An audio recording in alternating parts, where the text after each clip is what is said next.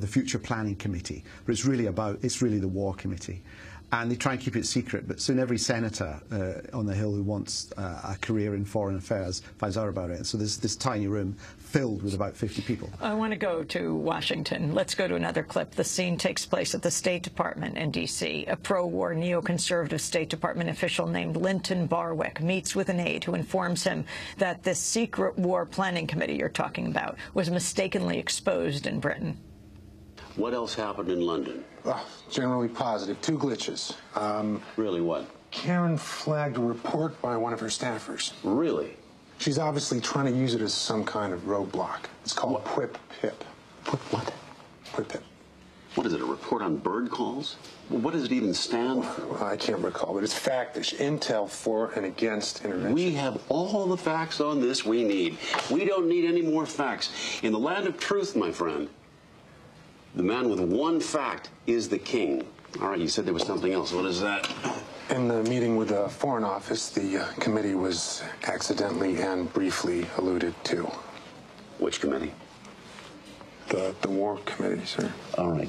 Karen is not to know about this, huh? She is an excitable, yapping she-dog. All right, we've got to get a hold of those minutes. I have to correct the record. We can do that? Yes, we can. Those minutes are an aid memoir for us. They should not be a reductive record of what happened to have been said, but they should be a more full record of what was intended to have been said. I think that's the more accurate version, don't you? Sir. Linton Barwick, it was his name, this neocon official. Yeah. Who was he modeled on? Well, David Rasche, the actor there, watched lots of tapes of Donald Rumsfeld at his peak, at his best. And also the Bolton and Wolfowitz, the sort of neocon who is sort of passive-aggressive. They don't shout, they don't swear, they don't stomp their feet, but they have an absolute certainty in their own conviction and rightness that they're not even concerned. If somebody disagrees with them, rather than try and argue with them, they'll just ignore them because that person, by disagreeing with them, has ceased to be human. It's that level of rudeness. I spoke to someone at the UN who said that they found Bolton was the rudest man they'd ever met. And not because he shouted and swore, but because he just walked through people.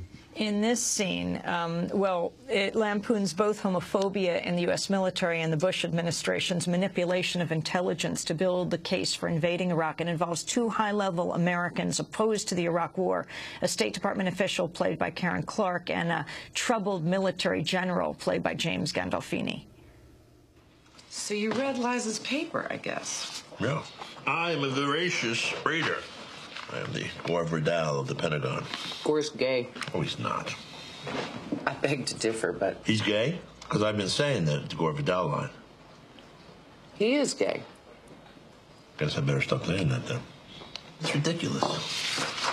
The case against war is far stronger than the case for war, and the case for war is caveated all to hell. I mean, look at this. Most analysts believe the state is looking to expand aggressively beyond its borders. So then you look down at the caveats. The only source is Iceman. Exactly. A possible alcoholic. He probably does 10 bags of methamphetamine a day, the Iceman. If he even exists. The INR says we can't trust him. We're disputing our own intelligence here. No.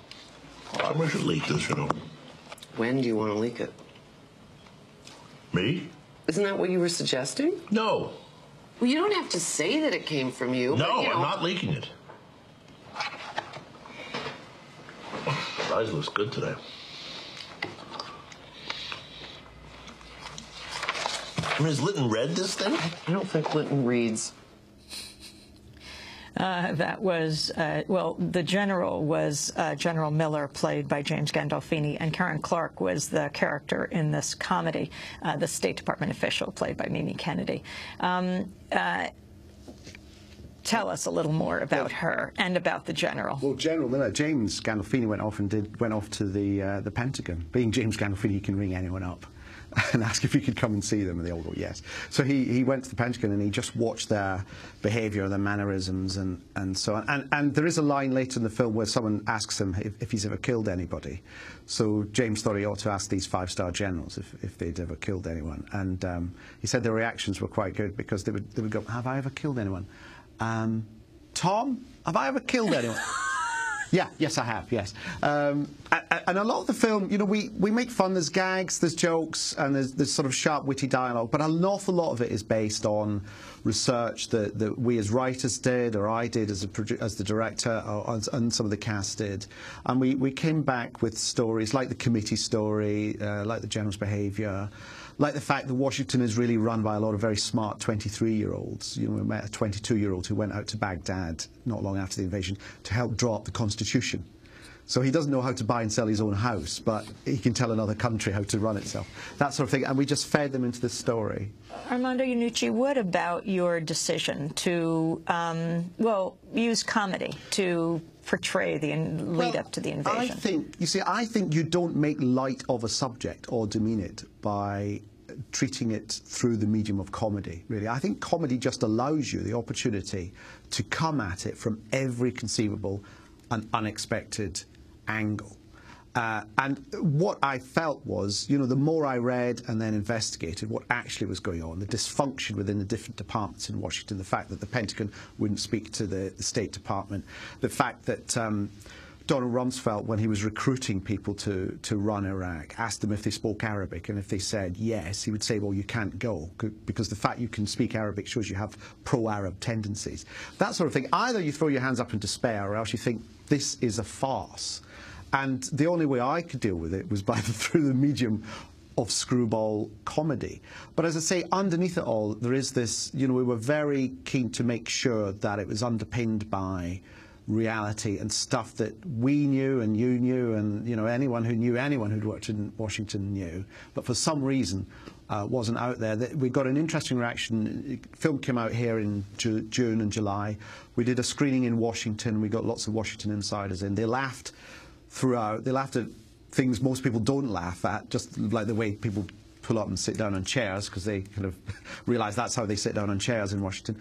But at the end, at the question and answer session, there was a very interesting reaction. It went very quiet, and someone raised their hand and said, on behalf of everyone in the room, can we just apologise, because that's how it happened.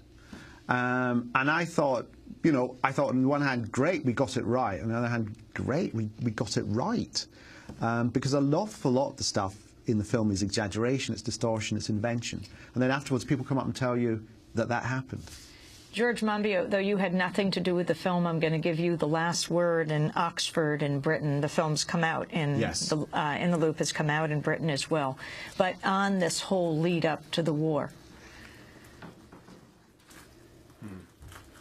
Well, it was a fantastic film, and it captured that lead up very well indeed, because it was just a question of being driven internally by the politics of the two governments in the US and the UK, rather than being driven by any external factors like an imminent threat of attack or the need for self-defense against Iraq, both of which, of course, were just preposterous ideas. It just was not happening. And I think what Armando captured so beautifully was the way that internal political dynamic operates and drives forward a process which has got no basis for reality in the outside world at all. And we're now seeing the fallout of that at the Chilcot inquiry, but we need to take it a step further, and we need to see the authors of that unnecessary and devastating war brought to justice.